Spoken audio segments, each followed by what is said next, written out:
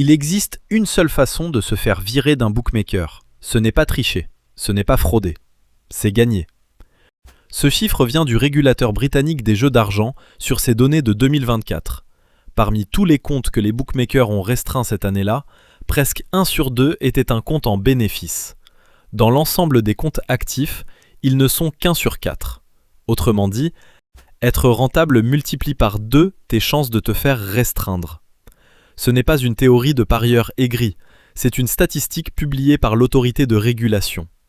Et la méthode a un nom technique, utilisé en interne dans l'industrie, le stake factoring. Le principe, on ne ferme pas ton compte, on réduit ta mise maximale.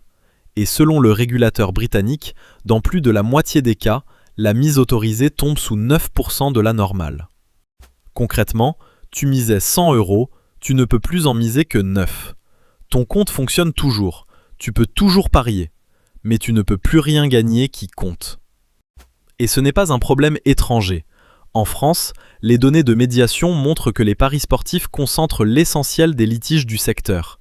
Et en mars 2024, le Conseil d'État a tranché. Le parieur est un consommateur, protégé par le droit de la consommation. Reste la vraie question. Pourquoi une entreprise chasserait-elle ses meilleurs clients ? La réponse est dans son modèle économique et elle est chiffrée. En 2025, les Français ont misé 11,5 milliards d'euros en paris sportifs en ligne. Les opérateurs en ont conservé 1,766 milliard.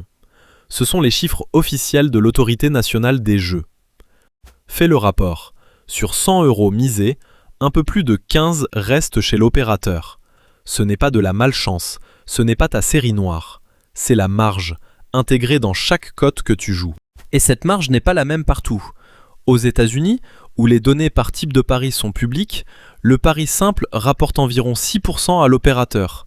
Le pari combiné, presque 20%.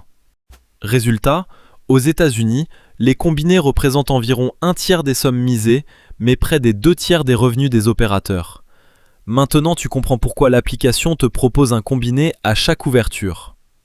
Le modèle tient donc sur 3 piliers.